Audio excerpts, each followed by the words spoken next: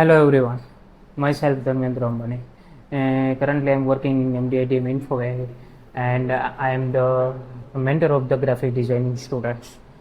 And આજે જે main concept ઉપર આપણે ડિસ્ક્રાઇબ કરીએ છીએ કે ઇન્ટરવ્યૂ જે સ્ટુડન્ટને ગ્રાફિક ડિઝાઇનિંગની અંદર ઘણા બધા ઇસ્યુ ફેસીસ થાય છે, તો કેવી રીતે વર્ક તમને ઇન્ટરવ્યૂમાં આપે છે અને ઇન્ટરવ્યૂમાં વર્ક આપી અને કેવી રીતે કમ્પ્લીટ કરવાનું છે એના ઉપર આપણે આજે ડિસ્કસ કરીએ છીએ. તો આપણી સાથે મેઇન જય પટેલ જે ઓલરેડી આપણા અહીંયા MDITMના સ્ટુડન્ટ છે ને 6 મંથની ઓલરેડી ઇન્ટર્નશીપ કમ્પ્લીટ કરેલી છે અને અત્યારે જે પ્લેસમેન્ટ ડ્રાઈવની અંદર છે કે જ્યાં અત્યારે જે ક્લાયન્ટના ક્વેશ્ચનરી છે, ક્લાયન્ટના જે અસાઇનમેન્ટ છે, કંપનીના અસાઇનમેન્ટ છે, તો એ અત્યારે પ્રેક્ટિકલી ફેસ કરે છે.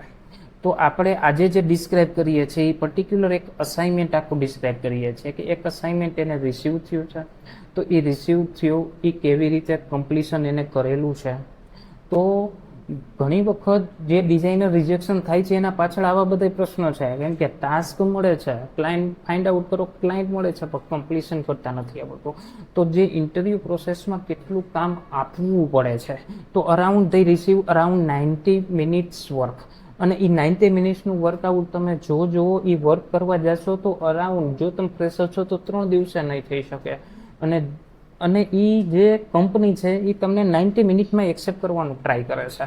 તો એ બે જે ગેપ છે, તો કેવી રીતે હાર્ડવર્ક ને સ્માર્ટ વર્કમાં કન્વર્ઝેશન કરવું, કેવી રીતે વિઝ્યુલાઇઝેશન કરવું, જો એ વસ્તુ કરો તો તમે ફાસ્ટલી કમ્પ્લીશન કરી શકો અને જે તમારી જોબ છે એ આપણે હાઈ પેઇંગ જોબને આપણે એચીવ કરી શકીએ.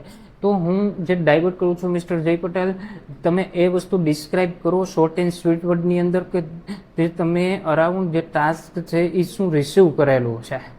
પાછું ડિસ્ક્રાઇબ કરી આપું જેથી કરીને જે પ્રશ્ન ક્વેશ્ચનરી છે એ આપણે જોઈએ છીએ.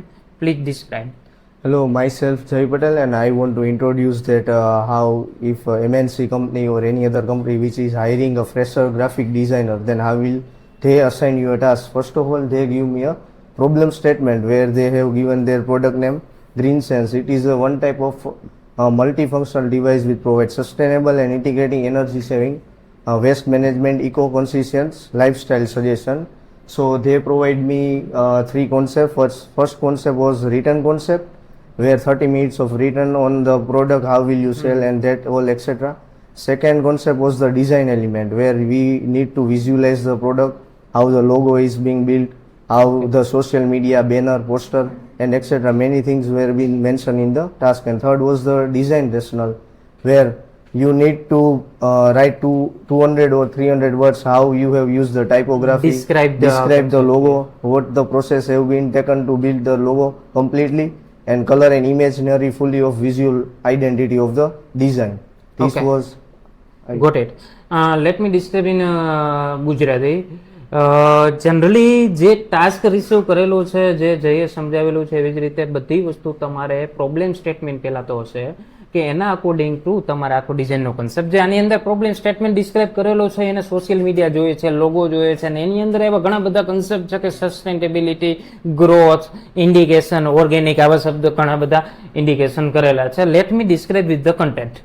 ઓકે, જે અહીંયા જે ટાસ્ક કરેલું છે ઓલરેડી એને અરાઉન્ડ 1 અવરની અંદર અરાઉન્ડ 60 મિનિટનો ટાઈમ આપેલો છે અને 30 મિનિટ તમારું પ્રોબ્લેમ સ્ટેટમેન્ટ અને એનું રેશનલ સમથિંગ અરાઉન્ડ 60 મિનિટ મોર દેન અરાઉન્ડ 2 અવર્સ જેટલો ટાસ્ક છે. અને તમે જે ડિસ્ક્રિપ્શન તમે જોશો they having more than around 4 hours 3 hours something.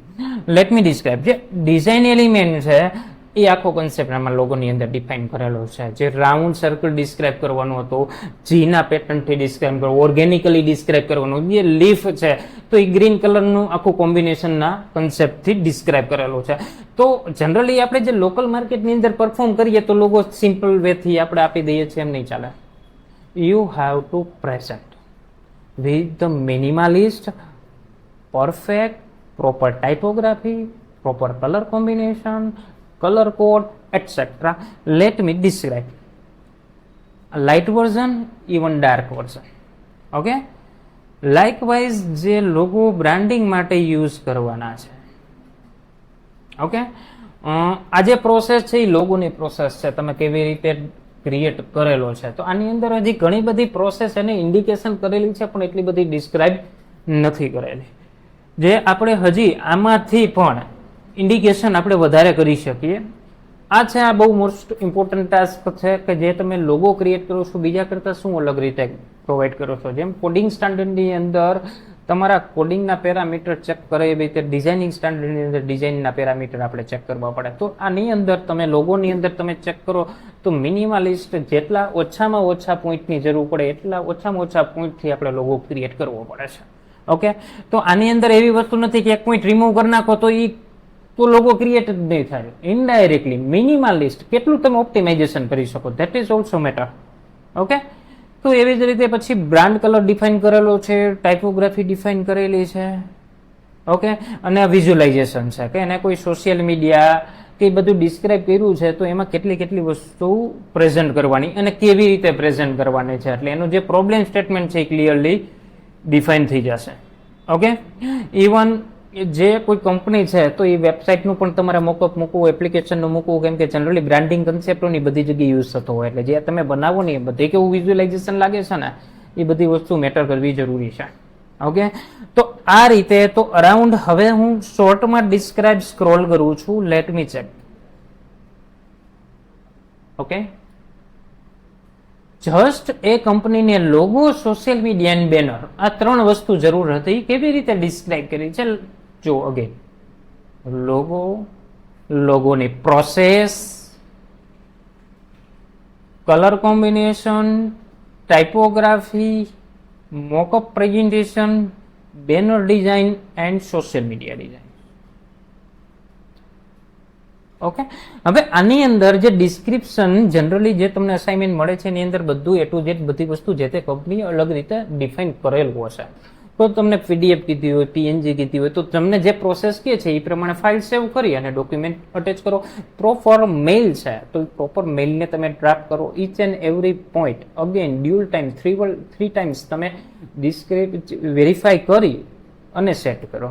Okay, તો આ રીતે હવે આની અંદર જે પોર્ટફોલિયો છે જે અત્યારે આ તમારો વર્ક પોર્ટફોલિયો નથી, તમારો ટાસ્કનો પોર્ટફોલિયો છે જે તમે ટાસ્ક પરફોર્મ કરેલું છે.